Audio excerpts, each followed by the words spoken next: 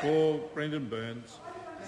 Yeah, I'm very pleased to speak to part 2 of this bill, but before I do that, I'd just like to note an issue which has come to my attention which relates to the bill in its entirety, and that is, and if the Chair will indulge me for a moment to go back to the title. And the title of this bill is the Environment Canterbury Temporary Commissioners and Improved Water Management Bill. The advice to me is that Environment Canterbury is in fact the Regional Council's trading name. It is not its legal identity. The legal identity for this organisation is the Canterbury Regional Council.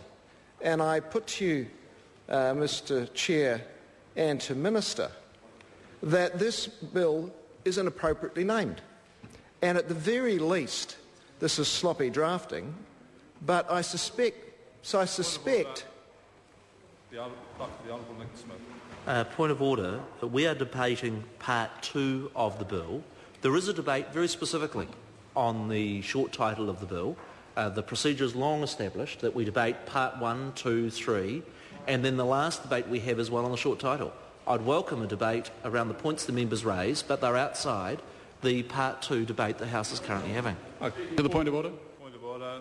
Kennedy Graham. Thank you, Mr Chairman. Speaking to the point of order, I understand the Minister's point, but my earlier point on the point of order was that I was wishing to address that point under Part 1 pertaining to Clause 4 and was denied the chance to do so.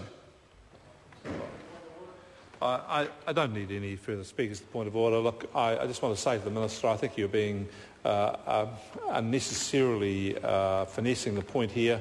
As I understood, Brendan Burns was going to the title because it related to aspects of Part 2, which he's perfectly entitled to do. Yes, he can talk about the title and so on, but he was addressing them in the context of Part 2.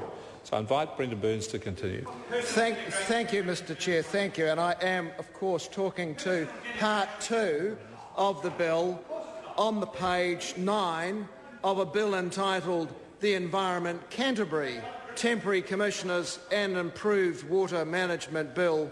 So we know that there are questions around what the bill will do in terms of temporary commissioners, what the bill might or might not do to improve water management, and now we have serious questions about whether the bill in fact is legally appropriate. But moving from that, we will come back to that issue in the short title debate a little later.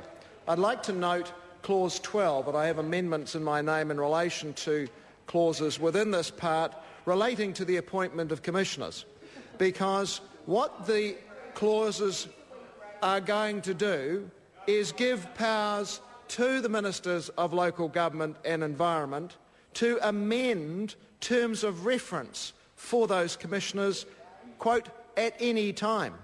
And what that's doing is removing any scrutiny by Parliament, by any other body, by any input back to the people whose affairs are being managed by these commissioners.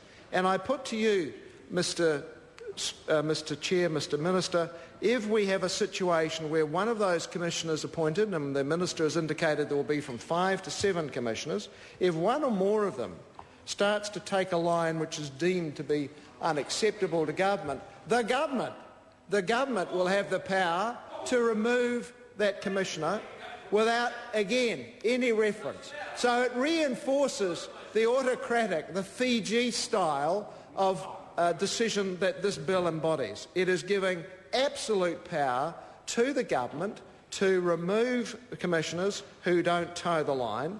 It's giving back to the government absolute power in respect of all of the decisions around Canterbury, not just in terms of its water, but in terms of all of the functions that Environment Canterbury currently has and holds. And those are important, and it's not just limited to water. We have, for instance, starting in 2 days' time, an open fire ban, absolutely across Christchurch. That will now become the function of commissioners. I say ECAN has broadly done a very good job improving the air quality of Canterbury under the way that those councillors are elected, as opposed to what this part proposes to install commissioners. Will they continue to do the good job that ECAN has done in terms of improving the air quality of Christchurch? from the point where it was the worst in New Zealand and arguably in parts of the Western world to being a city with very good air quality. So there are real questions around the capacity of these commissioners to do the job envisaged for them when we've got an absolute right of a minister to remove them from office, to change the terms of reference, and to not have any scrutiny of that. Those amendments can happen at any time by executive fiat, by ministerial decree, not without any reference or even notification to Parliament, to the people of Canterbury. This absolutely enshrines the power in a very small set of hands. And you might like that, Mr Quinn. You might like to see that kind of thing happen. And maybe you'll be next in the Hutt Valley. You'll be next in the Hutt Valley to have this imposed upon you and your voters and your people. Because if Auckland was first and Canterbury was second, well, you can bet your life that Wellington will be next in line. Wellington will be next in line for these and if it happens in the same way as it's happened in Canterbury, you won't be pleased. You might maintain there might be a public face. Sorry for the reference to the third person there, Mr Chair. The member opposite might want, Mr Chair. Call Kennedy Graham. Thank you, Mr Chairman.